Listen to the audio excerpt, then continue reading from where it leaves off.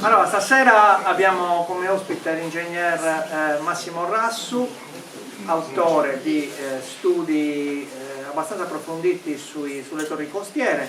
Ha fatto uno, forse due libri. Ha fatto due libri sulle torri costiere. Le torri costiere sono un argomento molto interessante per la Sardegna.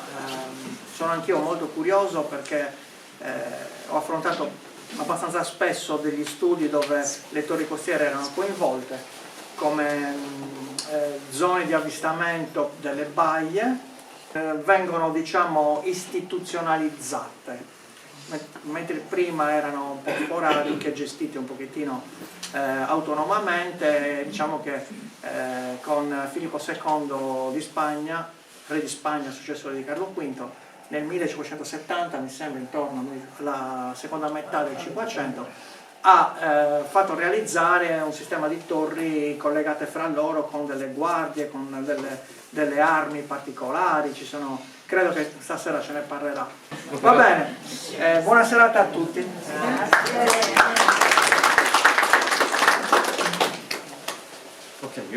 Grazie a tutti per la presenza. Adesso Pierluigi mi ha fatto pensare a una cosa. Sono chiamate torri spagnole, qualcuno le chiama torri aragonesi, in realtà sono torri sarde, non per spirito di nazionalismo, di bandiera, sono torri sarde, veramente sono torri sarde, tranne alcune che furono progettate, 9 furono progettate da ingegneri piemontesi, qualcuna nel 500 venne progettata da progettisti spagnoli. Tutte le altre, quindi stiamo parlando di almeno un'ottantina, furono progettate e costruite da maestranze sarde. E di questi abbiamo anche i nomi e cognomi, come per esempio tale Gerolamo Carta che costruì la torre di Calapiras, tale Miguel Pinna, i documenti sono in spagnolo, però il cognome è evidentemente sardo, che costruì la torre di Calapiombo in Capoteulano. Le torri costiere sono il risultato, anzi sono la conseguenza di un problema che si verificò dalla seconda metà del 400. Con la conquista della città di Costantinopoli da parte di Solimano il Magnifico nel 1453 circa, e con la conquista spagnola della Spagna, quindi dell'esclusione, furono buttati fuori i saraceni che c'erano appunto in Spagna da Andalus. Si verifica nel Mediterraneo la nascita di una superpotenza navale, diciamo, dell'epoca, che fu l'impero ottomano. L'impero ottomano, quindi da Bisanzio diventata Istanbul, si espande a discapito delle potenze politiche mediterranee cristiane, e si verificò una serie di attacchi della flotta turca nei riguardi delle città costiere italiane e spagnole e francesi.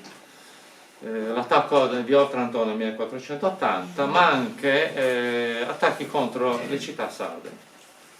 È il periodo in cui tutte le coste della Sardegna si spopolano. Questo, abbiamo l'attacco di Uras negli anni 20 a cura del pirata Barbarossa. Abbiamo la Dragut che attacca Olbia all'epoca Terranova. E vengono via via spopolate, vengono conquistate e saccheggiate, e gli abitanti deportati nei paesi musulmani, venduti come schiavi, in quasi tutti i centri abitati dell'isola, dei centri abitati costieri. Si salvano soprattutto le città e i centri abitati che stanno attorno alle città fortificate, come può essere Cagliari.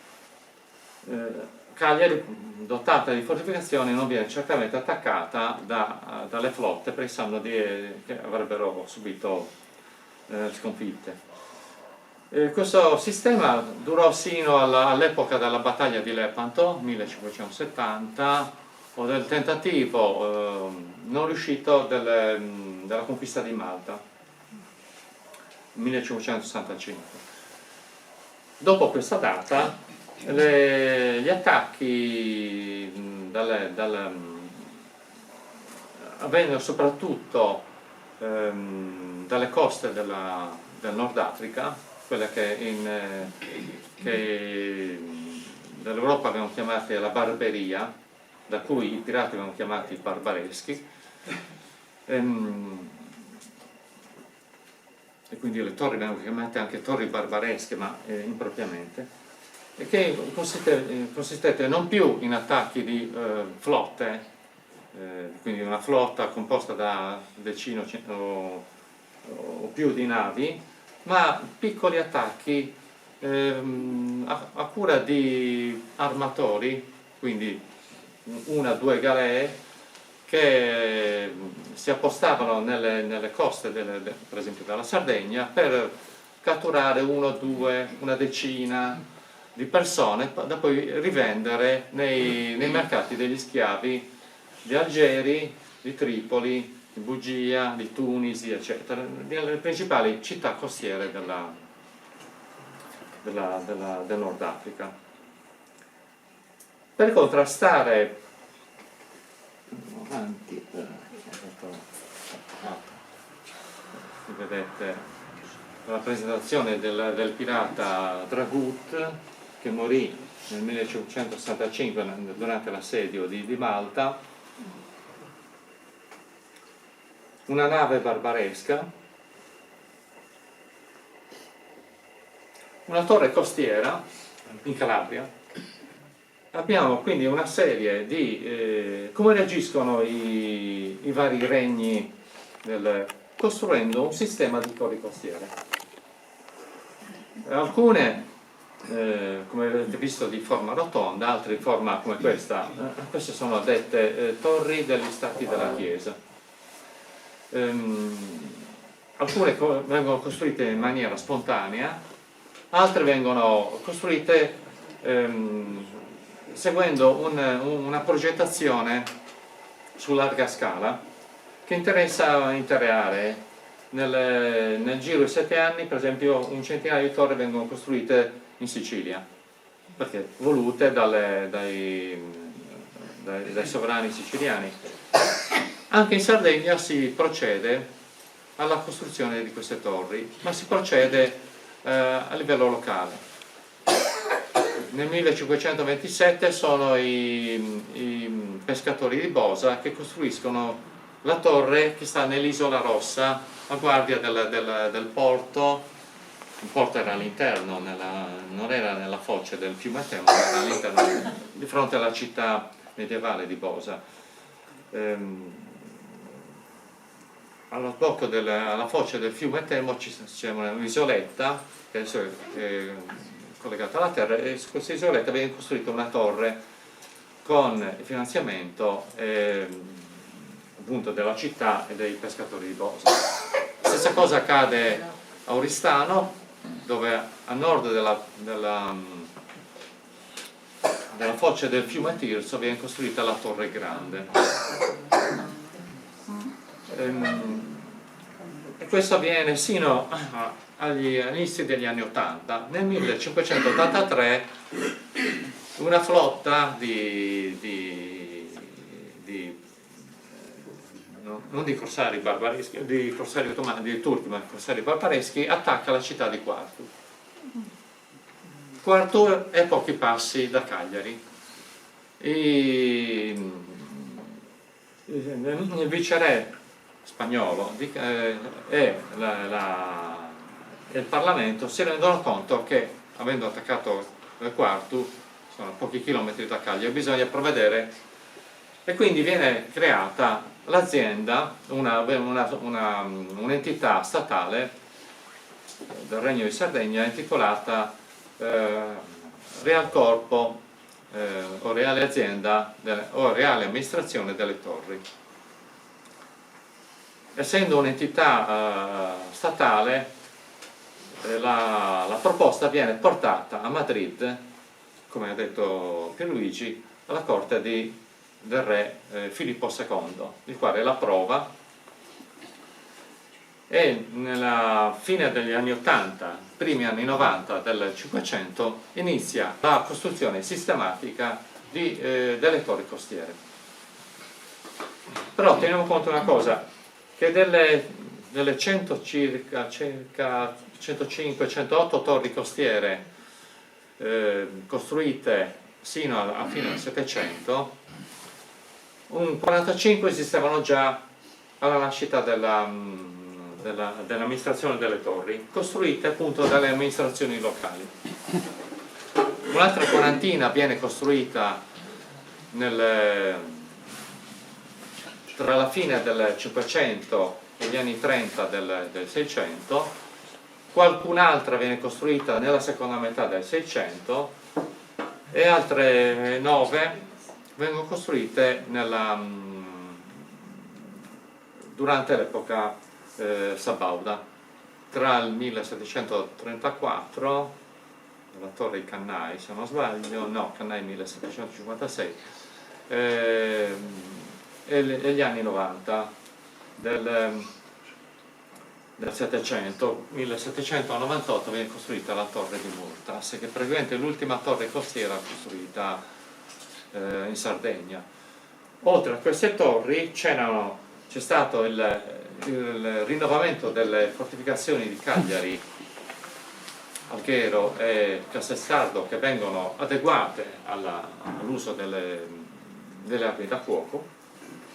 In più ci furono tutta una serie di forti, per esempio i forti della Maddalena, dove forti costruiti anche dall'amministrazione delle torri nelle isole di Sant'Antioco e di San Pietro, oltre a tutta una serie di fortini costruiti lungo le coste dell'isola, tra cui il forte Sant'Ignazio. La maggior parte di queste torri venne abbandonata nella prima metà dell'Ottocento, perché negli anni 30 del dell'Ottocento, con l'episodio del cosiddetto schiaffo di Algeri, in cui l'ambasciatore francese venne insultato dal Rais di Algeri, nel 1830, nel 1833 la Francia organizzò una spedizione per conquistare, per rivendicare il torto subito dall'ambasciatore francese, appunto, che portò alla conquista francese di Algeri, quindi alla nascita dell'Algeria francese e della Tunisia francese, e quindi alla fine, con l'occupazione europea del Nord Africa, alla fine delle incursioni barbaresche contro l'Europa, contro le coste della Spagna, dell'Italia e della Sardegna. Anche se teniamo conto che l'ultimo attacco che ci fu, che fu anche terribile perché comportò il sequestro di parecchi sardi a Sant'Antioco, fu nel 1815. Questo è un progetto di una torre che sarebbe dovuta costruire a Sant'Antioco, e fu costruita ma non venne costruita in questo modo, la torre di Cannai. Le torri erano divise in due tipi: le torri di semplice avvistamento, dette torri di guardia, e le torri armate di cannoni, dette de armas, appunto. Alcune nacquero in questo modo, altre nacquero come torri di guardia e poi vennero trasformate in torri armate di cannoni. Per esempio la torre di Santa Lucia di Posada, di Siniscola, scusate, nacque come torre di semplice avvistamento nel porto della Caletta, e poi venne demolita nel Settecento e trasformata in torre de armas, quindi dotata di cannoni. La torre che avete visto in copertina, cioè la torre del Coltellazzo di Pula, che domina gli scavi di Nora. Anche quella nacque come torre speculatoria e torre di guardia e venne trasformata in torre de armas semplicemente costruendo alla base della torre un fortino. La torre della Scapa. La torre della Scapa fu costruita cosiddetta perché stava al di là dell'imboccatura dello stagno di Santa Gilla, e per arrivarci bisognava prendere lo scafo, cioè una barchetta, detta anche torre della quarta legge perché qui i pescatori devono pagare già dal 1300 in questa zona, devono dare il dazio che era la quarta parte del pescato. Questa che vedete qua non è la torre originaria, perché la torre originaria venne abbandonata nel 1700 quando, con l'evoluzione delle armi da fuoco, all'inizio quando Cagliari viene fortificata nel 500 i cannoni riuscivano a sparare sino a 500 metri. Nel 700 i cannoni hanno una gittata di 2 km e addirittura i cannoni che c'erano nel forte di Sant'Ignazio avevano una gittata di 4 km. E stiamo parlando di cannoni ad avancarica con polvere da sparo. Dicevo, nel 700 la torre viene abbandonata, ma soprattutto quindi cade, viene armata nel 700 quando c'è l'attacco francese, alla base della torre viene messa una batteria.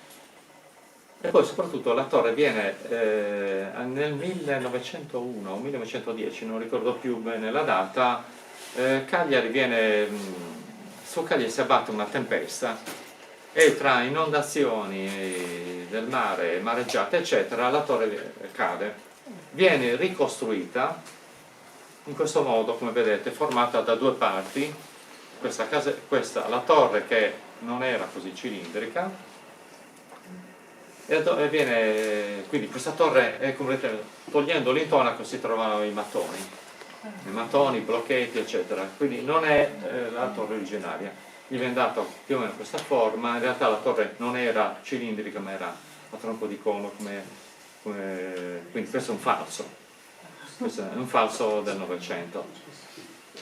La torre di Suloi, questa è cinquecentesca,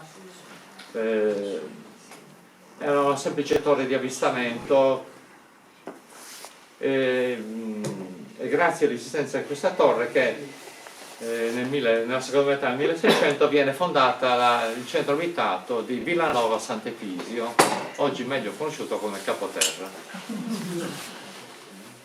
Sant'Efisio perché era lungo l'itinerario che fa il carro per andare, il carro con i buoi e i pellegrini, quei pochi pellegrini che avevano il coraggio di scortati dai miliziani.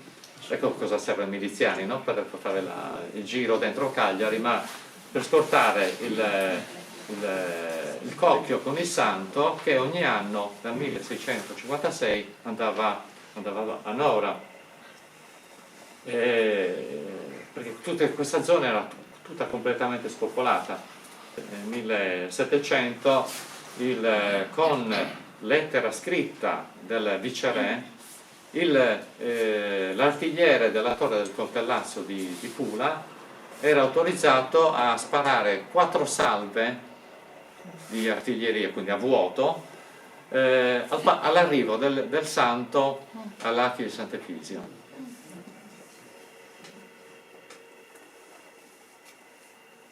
In mezzo in territorio di San Rocco ci sono 2 torri che sono scomparse, una è la torre di Antigori che venne demolita quando hanno costruito la Saras, e l'altra invece è la torre della Zavorra che esiste nella marina di San Rocco, che non esiste più perché nel 1916 durante la prima guerra mondiale venne fatta saltare in aria per evitare che un sommergibile tedesco che girava attorno alla Sardegna potesse impossessarsene e potesse essere utilizzata come base. L'unica torre che c'è in territorio di San Rocco è questa qui, la torre del Bruto, detta anche la Guardia Grande di Chia. In questo punto dove fu costruita la torre, la città di Cagliari pagava dei torrieri, dei guardiani, già nella prima metà del 500.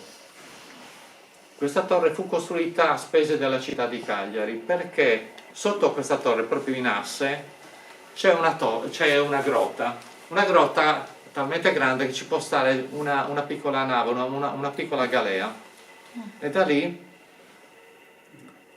arrivando di notte, potevano tentare di fare degli agguati nei riguardi dei lavoratori delle saline di Santa Gilda, e dei pescatori che pescavano nello stagno, pescatori evidentemente di Cagliari, visto che da Cagliari, a causa delle incursioni barbaresche, prima turche poi barbaresche, teniamo conto che lungo tutta la costa che va da Cagliari a Porto Scuso era completamente spopolata. Gli unici centri abitati tra Cagliari e Iglesias erano appunto Cagliari, Elmas, Assemini Decimomannu, Siliqua era spopolata, Musei era spopolata, vengono ricostituite nel 600, rimanevano Domosonovas, Villa Massargia e Iglesias appunto. Fulmine Maggiore spopolato, tutto il Sulcis era spopolato. Si ripopolerà nel 600, 700 e 800 proprio con la presenza delle torri costiere. Dicevo, questa torre è costruita nella seconda metà del 500 a spese della città di Cagliari, senza un progetto ben definito. È formata da una prima parte cilindrica e sopra c'è la torre vera e propria, una torre molto piccola, ci stavano giusto due soldati. La successiva, la torre sull'isola di San Macario. Questa invece è una torre de armas, è una torre dotata di cannoni, si vede la presenza delle cannoniere, si capisce? Quindi la torre fu costruita con le pietre, se voi andate a vederla da vicino noterete che le pietre sono perfettamente squadrate. Infatti i documenti dicono chiaro e tondo che hanno preso le pietre dalla città di Nora, erano già lì pronte, come si diceva prima quando si parlava del nuraga di Sant'Elia. C'erano pietre belle pronte, sono tutte belle squadrate, è una delle poche torri con pietre, e anche la successiva torre, la torre del Coltellazzo, eccola qua, vedete sullo sfondo gli scavi di Nora. La torre, anche questa è una torre, non ha bisogno di cannoni, non potevano neppure colpire navi perché tutto attorno c'è uno scogliere. Questa è una torre speculatoria, una torre di guardia, però nella prima metà del Settecento gli ingegneri piemontesi, in particolare l'ingegnere Antonio Felice De Vincenti, che è quello che tra l'altro progetta la Basilica di Bonaria, che progetta le fortificazioni settecentesche di Cagliari, quelle che ci sono in Viale Buoncamino, quelle che ci sono nel Terrapieno, progettato appunto questo ingegnere, progetta questo fortino che vedete qua, che circonda dalla parte diciamo così di terra la torre del Coltellazzo e la trasforma in una torre così di armas, perché qui alla base della torre, non sopra, sopra questa torre non poteva, c'è qualche autore che ha scritto che dentro la torre c'erano i cannoni, no, questa è una torre che non poteva resistere alle cannonate, al rinculo del cannone, perché al primo colpo si vedevano le fessurazioni, alla successiva il cannone partiva, distruggeva da solo la torre. Alla base della torre potevano essere piazzate delle batterie appunto, eccetera. Invece la successiva torre, questa è la torre cosiddetta Caladostia. Però anche qui c'è un problema, questa torre non è la torre spagnola, la torre spagnola era sul bordo e venne distrutta negli anni 40 del Settecento da un errore che fecero i torrieri. I torrieri portarono una lanterna dentro la Santa Barbara e quindi immaginate cosa successe. La torre saltò in aria e infatti ci sono i resti della torre qui davanti, qui, diciamo, dietro questo cespuglio c'è la costa del Rio Foci. Quindi il governo piemontese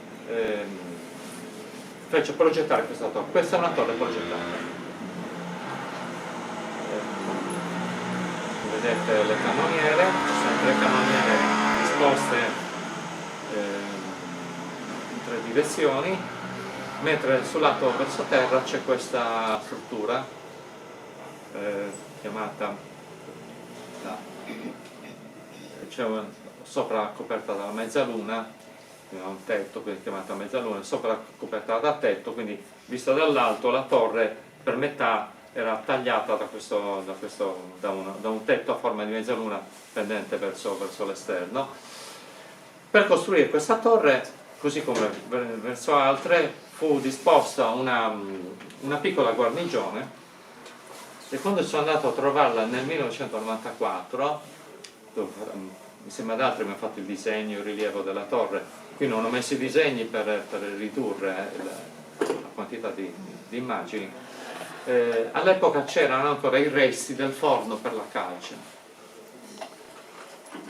Come vedete le pietre sono pietre di mare, sono per ridurre le spese portavano la calce da fuori, utilizzavano la pietra del posto, la sabbia era quella del mare, dovevano in qualche modo portare l'acqua, ma c'erano vicino fiumi, sorgenti, per ridurre al minimo le spese.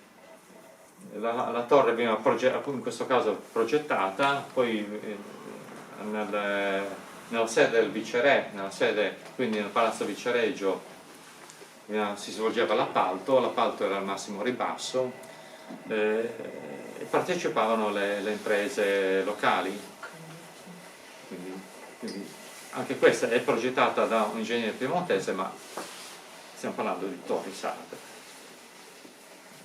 La successiva torre è la torre di Chio. Anche questa vedete che è costruita con pietre perfettamente squadrate, perché sotto lo vediamo già da qui, c'è la città, c'è l'acropoli della città di Bittia, la città romana. Anni fa, quando ero andato a trovare questa zona, queste vedete sono foto più recenti. Adesso da questo lato, verso terra dalla torre di Chia, ci sono degli scavi. Se siete stati, hanno fatto diversi scavi archeologici. Anche questa torre, questa era una torre come quella di Calatossia, questa è di epoca spagnola, è una torre dotata di armi, quindi una torre di armi dotata di cannoni. Teniamo conto di una cosa, però i cannoni non servivano per affondare le navi, i cannoni servivano semplicemente per respingere l'attacco, come le navi, soprattutto per le manovre vicino alla costa, non navigavano con la forza della vela, ma con la forza dei rematori. Quindi lo scopo dei cannoni non era affondare la nave, ma cercare di colpire l'equipaggio di rematori. Mentre le navi della flotta, per esempio dell'Ordine di Malta, erano formate, i rematori erano schiavi barbareschi, nelle navi corsare barbaresche erano uomini liberi, quindi non erano schiavi, erano tutti tunisini, che erano lì ed erano pagati. Nelle navi che contrastavano gli attacchi barbareschi invece la forza, i remi, cioè il motore, chi stava ai remi era condannato alla galera, appunto. Il termine galera, un sinonimo di prigione, significa essere condannato al remo. Dicevo, lo scopo dei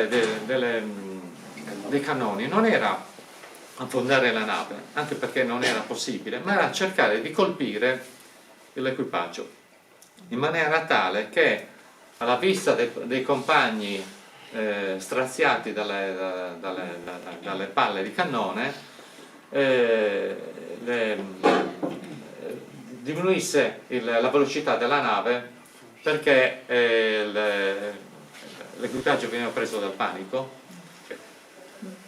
e i cannoni servivano contemporaneamente a allarmare la popolazione.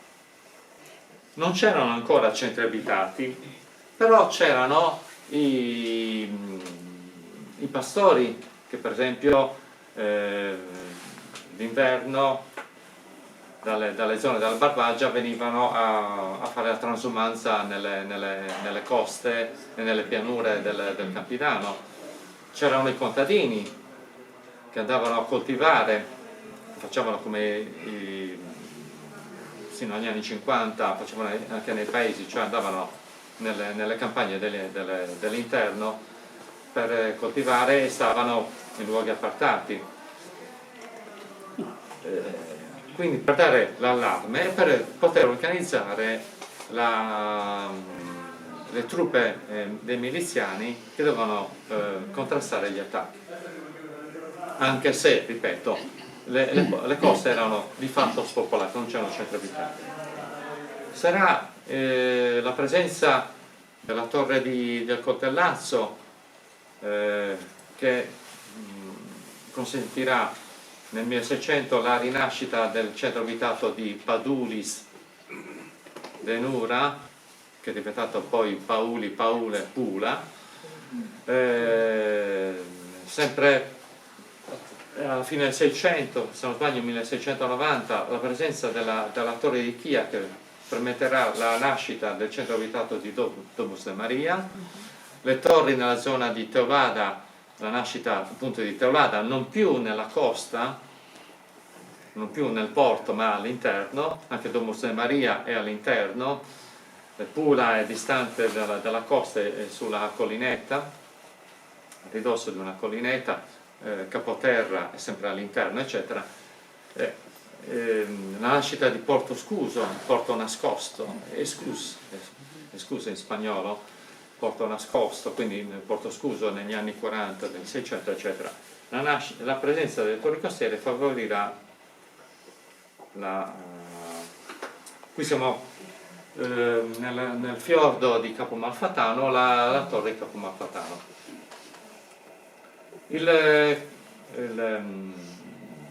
Nelle indicazioni della costruzione della torre di Calapira, l'impresario, il mastro muratore Gerolamo Carto ricevette la raccomandazione di costruire quella torre come a copia della torre di Capomalfatano.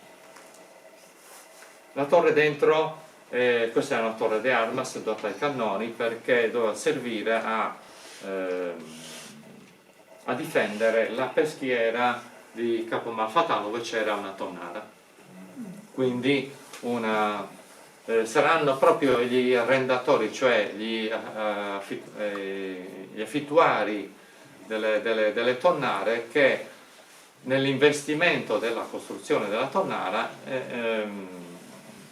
inserivano anche le spese per la costruzione della torre costiera. Quindi questa torre costiera, la torre successiva, torre di Piscini, che è in territorio di Teulada, anzi un'isola amministrativa di Teulada, circondata dal territorio di Domus de Maria. Dicevo, la torre di Piscini, la torre di Capomalfatano, la successiva torre del Budello, tutte costruite all'inizio del 600 dall'amministrazione delle torri con, qui siamo andati avanti, questa è la torre del Budello, che domina il porto di Teulada, il porto medievale di Teulada. Tutti abbandonati in seguito appunto alle incursioni barbaresche. Anche questa torre, dominando il porto, permetterà quindi la rinascita del porto e dietro la nascita del centro abitato di Teulada. La torre di Porto Scudo, che è dentro il Capo Teulada, dentro il poligono di Quirra, il poligono di Capo Teulada. Questa invece è una torre di semplice avvistamento, è in cima, in alto nel promontorio, serviva per passare, passare il segnale. Da una parte avvistamento, dall'altra un sistema tutte le torri formavano un sistema semaforico, cioè di trasmissione dell'allarme, nel senso che una delle torri dava l'allarme, quindi avvistamento delle navi oppure sbarco di navi, dava l'allarme nella zona circostante, quindi si creavano anche il gruppo di miliziani che organizzava l'attacco per respingere lo sbarco, ma contemporaneamente l'allarme veniva diffuso di torre in torre finché arrivava alle città più importanti, a Cagliari o a Iglesias oppure a Oristano, in maniera tale da dare appunto l'allarme alla città, informare la città della presenza di corsari e eventualmente organizzare una spedizione o comunque mettere la città stessa sul chi vive. Si comunicavano tra di loro con un sistema di fumi o di segnali luminosi. Ogni torre aveva l'obbligo di tenere nel terrazzo un braciere con il fuoco sempre acceso, almeno alla cenere, in maniera tale da poter organizzare subito dei segnali luminosi, anche con specchi, oppure segnali di fumo o segnali appunto luminosi notturni. Il braciere serviva soprattutto per le torri dotate di cannoni, in maniera tale da poter subito caricare il cannone, mettere la miccia, cioè poter sparare nell'arco di pochi minuti.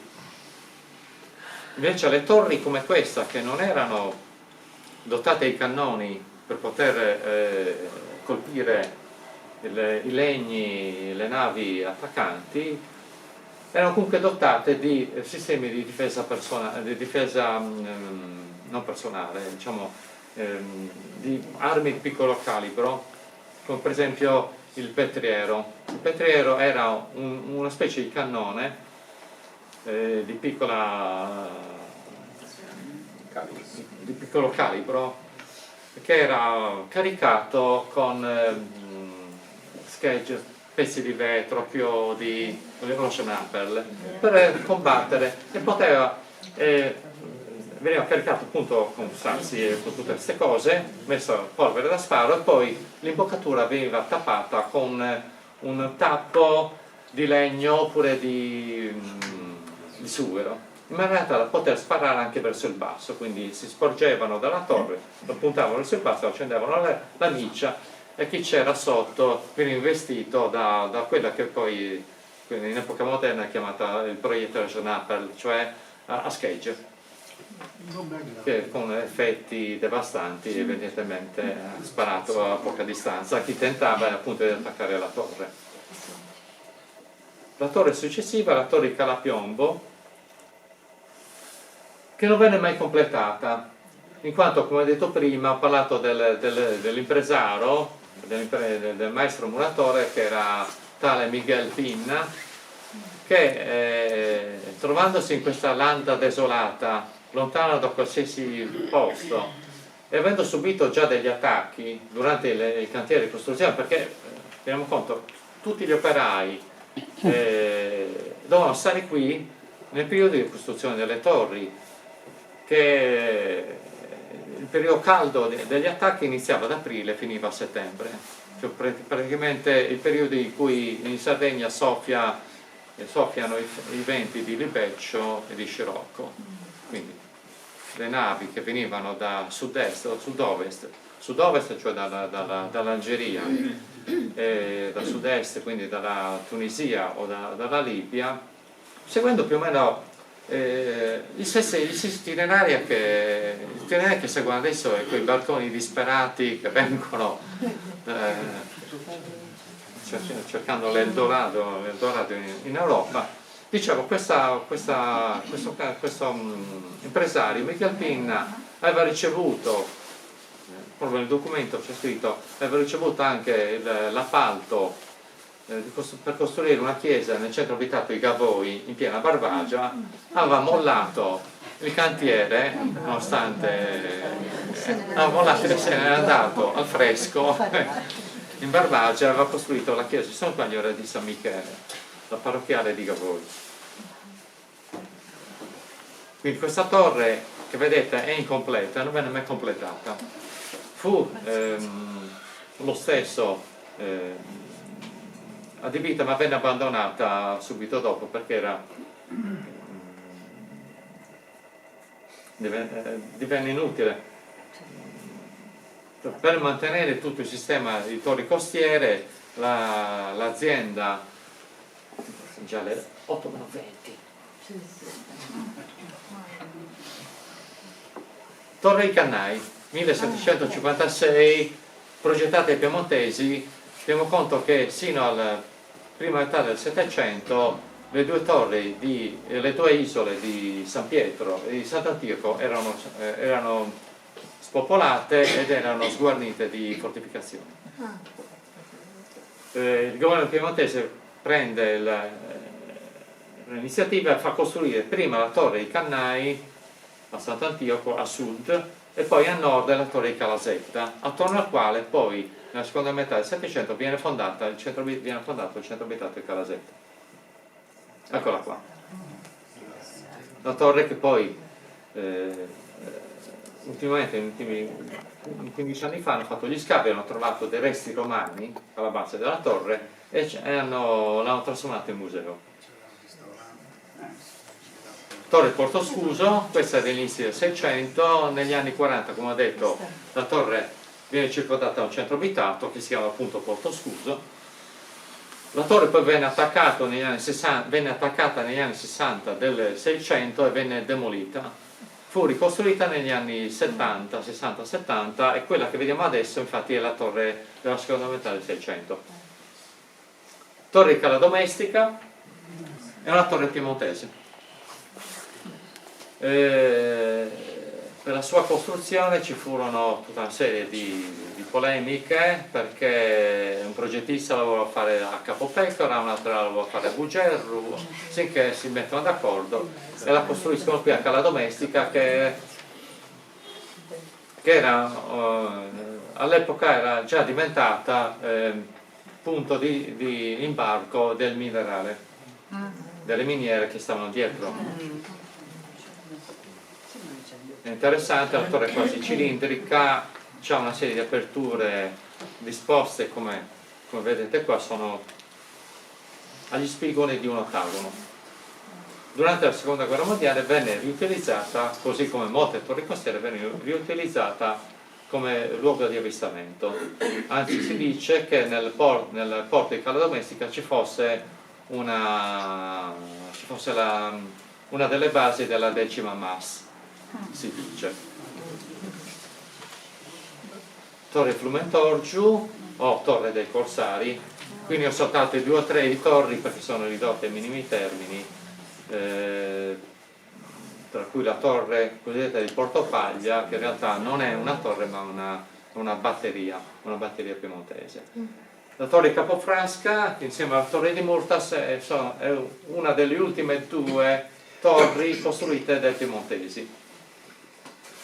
E dentro il poligono di Capofrasca è inavvicinabile. Per entrare ho chiesto il permesso. È stata utilizzata pochissimo, Tra l'altro molti autori pensano che questa torre sia addirittura aragonese.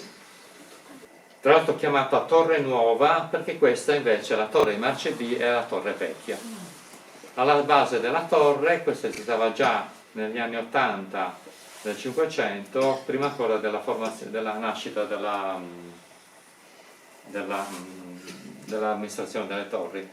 Durante la seconda guerra mondiale viene fortificata, qui davanti c'è un bunker, quindi le fondazioni della torre furono scavate per ricavare un locale che è stato robustito con cemento armato. Questa torre e l'altra difendevano il porto di Neapolis, utilizzato sino alla prima metà del 500. E arriviamo alla Torre Grande di Oristano. Questa venne progettata da un progettista, ingegnere spagnolo, e ha la caratteristica che è una delle poche torri che ha i cannoni che sparano dall'interno della torre. Queste cannoniere sono dette troniere, mentre sopra ci sono le cannoniere vere e proprie sul terrazzo. Questo è un vero e proprio forte. Nonostante ciò, nel 1637, quando ci fu l'attacco dei francesi, di una guarnigione di sei torrieri più il comandante, l'alcaide, 4 erano andati, era il periodo carnevale, erano andati a vedere la Sartiglia di Oristano. Erano rimasti 2 torrieri. Quando videro la flotta francese dell'ammiraglio Dancourt, invece di dare l'allarme, scapparono anche loro. Per cui i francesi poterono sbarcare tranquillamente, tutti gli oristanesi erano alla festa, la città venne presa e saccheggiata, tutti gli ori, tra l'altro sparì, purtroppo fu bruciato anche l'archivio di epoca giudicale, l'archivio vescovile, per cui tutti i documenti di Oristano purtroppo partono dal 1600 in poi. La città fu completamente saccheggiata. Gli spagnoli il governo spagnolo organizzò una spedizione, furono chiamati vari feudatari, soprattutto dalla zona dei Sassari, organizzarono con i miliziani locali, quelli che sono gli attuali baracelli, organizzarono una spedizione, ma questa spedizione si rese famosa perché passando nei vari paesi del capitano di Oristano li saccheggiarono a loro volta per liberare Oristano, saccheggiarono tutti i paesini, per cui ci furono rivolte, eccetera. La torre del porto all'ingresso dello stagno di Cabras ci sono varie torri. Questa è una torretta che fu costruita, non compare nei documenti dell'amministrazione delle torri, perché fu costruita dagli abitanti di Cabras. Stiamo andando troppo avanti. Comunque, dall'altra parte del Golfo di Oristano c'è la torre di Capo San Marco. Questa qui è una semplice torre di avvistamento, vedete, con pietre squadrate, vicino c'è il centro abitato di Tarros, chissà dove hanno preso le pietre. Questa torre venne abbandonata quando fu costruita la torre San Giovanni di Sinis, che è costruita proprio sopra l'acropoli di Tarros e con le pietre prese dalla. Questa è una torre dotata di cannoni, perché sparava sia verso il porto esterno e il porto interno del Golfo di Oristano. La torre del Sevo, oggi dentro una riserva, vedete dall'altra parte, vedete, questa è la torre San Giovanni, l'ho detto prima.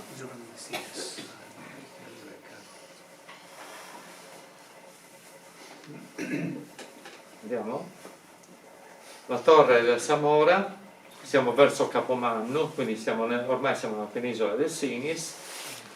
La torre di Capomanno vera e propria, ridotta a un moncone. Torre di Capomanno e Torre Samori sono già nella seconda metà del 500. Andiamo avanti. Ok, questa era la torre, scalesale.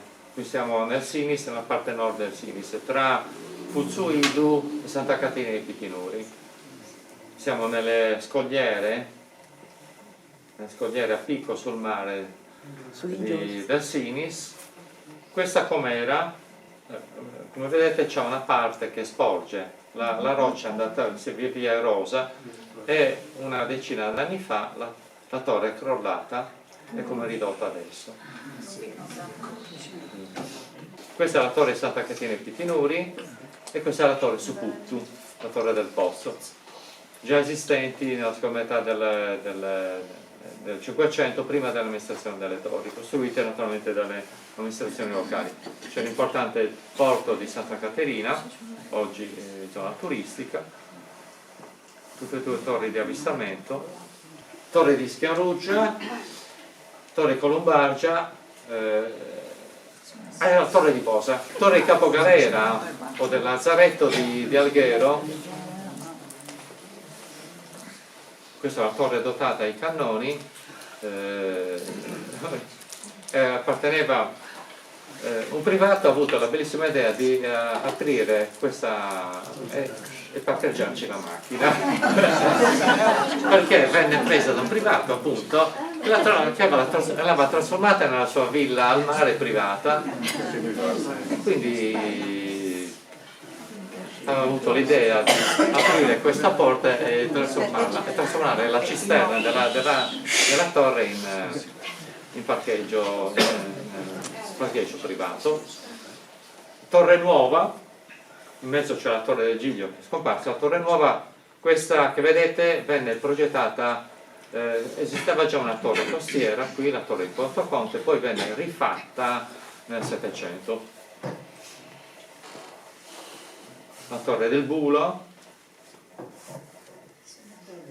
Capocaccia. A Capocaccia, a cura della città di Alghero, fu costruita tutta una serie di torri. La zona è ricca di grotte a livello del mare, tra cui famosa la grotta di Portoconte, dove potevano entrare tranquillamente delle navi, aspettare la notte e poi tendere agguati alle navi che partivano da Alghero. Teniamo conto che all'epoca la navigazione era di cabotaggio, quindi lungo la costa prima e solamente in certi punti si partiva per la navigazione d'altura.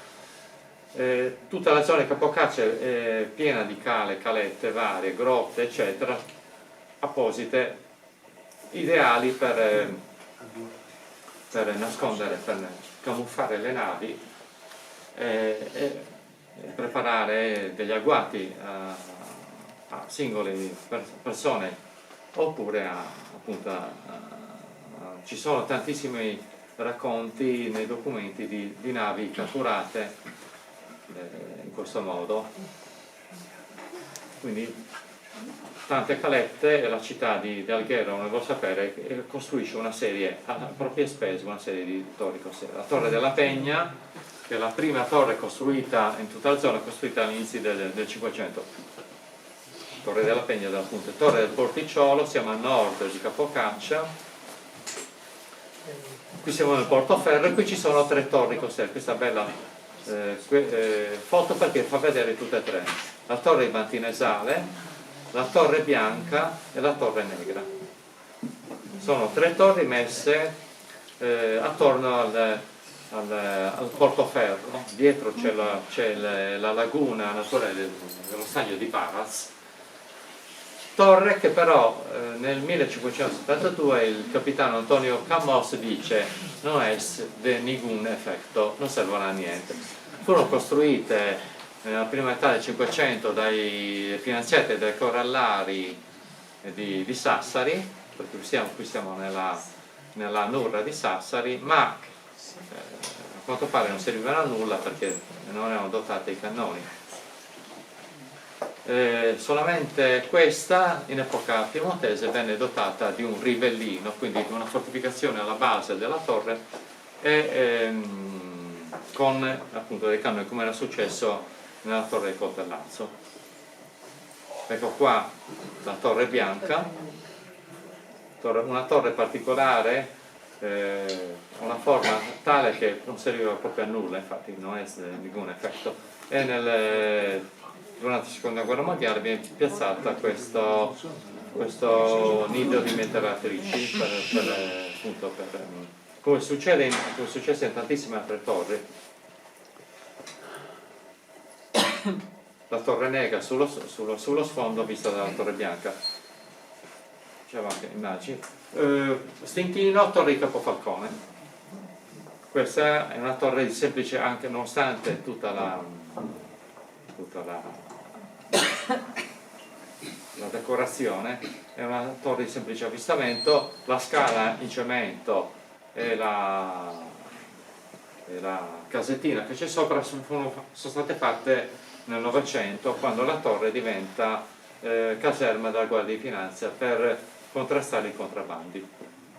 Molte torri vengono abbandonate, la maggior parte, qualcuna rimane, viene utilizzata o come caserma della Guardia di Finanza, stiamo parlando sicuramente dell'Ottocento e sino agli anni 60-70, come caserma della Guardia di Finanza, oppure una torre del Coltellazzo di Pula utilizzata come faro, anzi come semaforo, è tuttora zona militare, questa no?